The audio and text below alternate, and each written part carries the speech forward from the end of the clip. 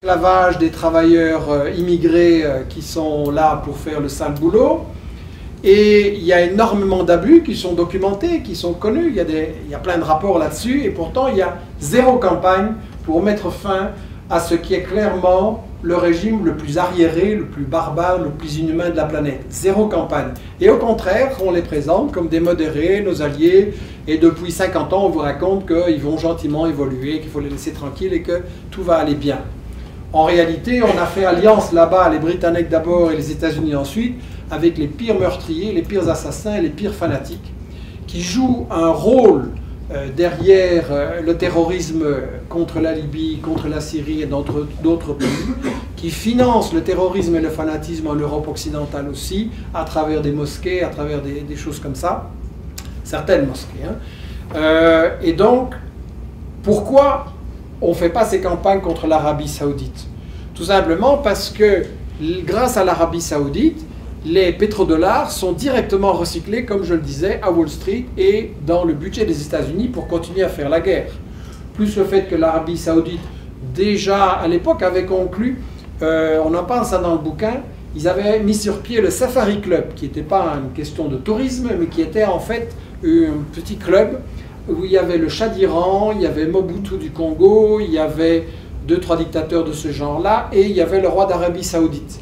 Et ces gens-là, en fait, finançaient des mesures de protection contre les dictatures, les bonnes dictatures, ceux qui sont avec nous, et organisaient de la déstabilisation et l'assassinat de toute une série de gouvernements et de dirigeants progressistes. Donc il n'y aura jamais de campagne contre l'Arabie Saoudite si nous ne la faisons pas nous-mêmes. Voilà deux exemples, et les autres exemples sont intéressants aussi, mais bon, il faudra lire le bouquin. Ce qui est important, c'est que tout ça, en fait partie d'une bataille générale pour conserver la domination des États-Unis sur le monde arabe et sur le Moyen-Orient, et même recoloniser les zones qui ont été perdues. Et donc là, je ne vais pas développer maintenant les guerres contre la Libye et celles contre la Syrie, parce que c'est déjà la guerre en fait contre la Syrie. Je ne vais pas les développer, mais s'il y a des questions, je répondrai volontiers. En deux mots, il s'agit de reconquérir des zones qui avaient été perdues. La vraie raison du renversement de Kadhafi, qui avait été décidé non pas parce qu'il y avait quelques manifestations et de la répression, mais qui avait été décidé 3 ans plus tôt à Paris et à Washington, avec un travail des services secrets des uns et des autres sur le terrain dans l'Est libyen, plusieurs mois avant les fameuses manifestations, et plusieurs mois avant l'intervention du clown BHL. Et ça se trouvait déjà, je ne vous raconte pas des secrets que j'ai découverts par un travail acharné, ça se trouve dans le New York Times, ça se trouve dans des quotidiens italiens qui se sont fait un plaisir de balancer les services secrets italiens, se sont fait un plaisir de balancer les services secrets français, parce qu'évidemment la guerre en Libye c'était aussi de la part de Sarkozy et de Cameron, l'Allemagne et l'Italie, pousse-toi de là, maintenant c'est nous qui prenons les contrats. Et c'est que ça. L'autre grand crime de Kadhafi, je ne vais pas dire que c'était un grand démocrate que j'adorais, mais de toute façon la question ne se pose pas. Pourquoi on va s'en prendre à ce dictateur-là et pas à tel autre qu'on a mis en place et qu'on protège? Pourquoi on finance l'armée d'Arabie Saoudite pour aller tirer sur les manifestants du Bahreïn? Pourquoi on fait la même chose au Yémen et on va s'en prendre à celui-là? C'est comme on a déjà eu l'occasion de le dire, il y a les bons et les mauvais dictateurs. Mais le crime majeur peut-être de Kadhafi, c'était d'utiliser l'argent du pétrole, certainement pour donner un niveau de vie exceptionnel à toute sa population, y compris aux Africains immigrés, pas de racisme non plus, émancipation de la femme, mais comparé avec l'Arabie Saoudite, le Koweït et le Qatar.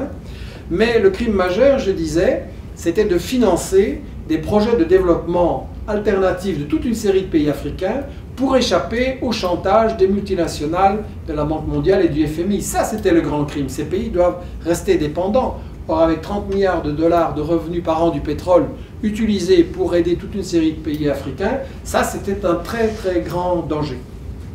Je ne vais pas tellement développer la Syrie maintenant, on peut en parler, mais c'est clairement aussi éliminer les résistances à Israël. Et quand on aura, si on y arrive à renverser la Syrie, ben, le tour viendra du Liban, de la résistance palestinienne, et après c'est l'Iran. Et voilà. Donc, la question est, pourquoi toute cette agressivité? Et en fait, la raison fondamentale dont je n'ai pas encore parlé, c'est la Chine. C'est-à-dire que tout ça, c'est une guerre globale contre la Chine. Je disais que les États-Unis veulent absolument conserver leur domination sur le monde.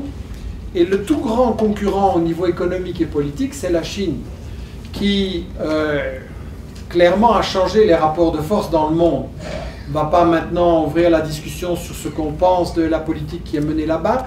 De toute façon, pour les États-Unis, ça ne change pas grand-chose. Que la Chine soit socialiste ou à moitié socialiste ou qu'elle devienne capitaliste, c'est un rival et donc il doit être mis à genoux ou éliminé. Évidemment, la Chine est un gros morceau qu'on ne peut pas attaquer comme ça, donc la stratégie, c'est de l'encercler et de la priver de ses alliés. Et justement, un chapitre majeur du bouquin, c'est celui qui analyse l'océan Indien. Souvent, en termes de stratégie, on regarde les pays, mais en réalité, ce qu'il y a entre les pays est parfois encore plus important. Et l'océan Indien, vu que l'Asie, c'est le continent d'où se déroule la bataille économique du siècle présent, que c'est la majorité de la population, des richesses et le plus grand potentiel de développement, l'obsession des États-Unis, c'est d'empêcher que l'Asie leur échappe. C'est d'empêcher que se forme une alliance entre les trois grandes puissances de l'Asie, à savoir la Russie, la Chine et l'Iran. Si cette alliance-là se fait, il est clair qu'elle va attirer d'autres pays, dont l'Inde et une série d'autres pays, que ça va créer un marché commun économique, que ça va créer une alliance économique et politique, que forcément le Japon il ne pourra pas rester en dehors, et que donc l'Asie va échapper aux États-Unis. Et ça veut dire que leur domination mondiale est fichue. La Chine est déjà devenue le partenaire alternatif pour l'Afrique. Les échanges se sont multipliés en une douzaine d'années par 20. Elle est devenue aussi le partenaire avec l'Amérique latine. Les échanges se sont multipliés par 14. Et l'océan Indien, c'est la zone où se déroule cette bataille, cette guerre non déclarée, parce que la Chine n'a pas de pétrole, pas assez, n'a pas de matières premières, pas assez de biens agricoles. Elle est donc entièrement dépendante du commerce avec l'Afrique, avec l'Amérique latine. Et c'est justement ça qu'il s'agit d'empêcher. Et si vous regardez une carte de l'océan Indien, qui est donc la zone là entre l'Asie, l'Est de l'Afrique et l'Australie tout en bas, ben, l'océan Indien, vous êtes frappé par le nombre, bon il vous faudra de bons yeux ou bien regarder la carte un peu plus tard, mais vous êtes frappé par le fait qu'il y a des explosions absolument partout. Coup d'État à Madagascar, Soudan, pays sous pression, guerre civile, entre parenthèses avec la main des États-Unis et Israël derrière les mouvements séparatistes, Somalie, pays plongé dans le chaos, Yémen, Érythrée qui est une des prochaines cibles, et Pakistan, Afghanistan, et puis bon, la liste continue, Thaïlande, Birmanie, absolument partout. Quel est le point commun entre toutes ces explosions qui peuvent être des guerres directes, des guerres civiles, des guerres entre pays ou des coups d'État? Le point commun, c'est le commerce maritime. C'est-à-dire 60% du commerce maritime mondial, il est déjà là. On a l'impression, nous en tout cas européens, que le gros c'est le commerce maritime en Atlantique ou en Pacifique. Non, il est déjà là, le centre du monde. Et c'est ça que les États-Unis veulent contrôler militairement et en contrôlant. Quand vous voulez faire un commerce maritime, vous avez besoin de ports en eau profonde ou d'une série de ports en fait en eau profonde pour les grands trafics de containers. Les navires doivent pouvoir s'arrêter sur cet énorme trajet. Et donc la Chine a des projets avec le Pakistan, avec la Birmanie, et puis sur la côte ouest de l'Afrique. Et chaque fois qu'il y a des collaborations, ça c'est une règle relativement simple de la politique internationale, s'il y a un pays que vous ne connaissez pas bien, où il y a un type qui se fait renverser ou une guerre civile, première question à se poser, est-ce qu'il a dit je vais un peu me tourner vers la Chine? Et dans les 5 minutes, il a un problème. C'est vraiment une nouvelle règle du grand jeu stratégique international. Donc il s'agit en fait d'empêcher que la Chine devienne par ce commerce un partenaire fondamental avec l'Afrique, avec l'Amérique latine, et que le commerce sud-sud change la situation mondiale. Alors pourquoi on a appelé ça la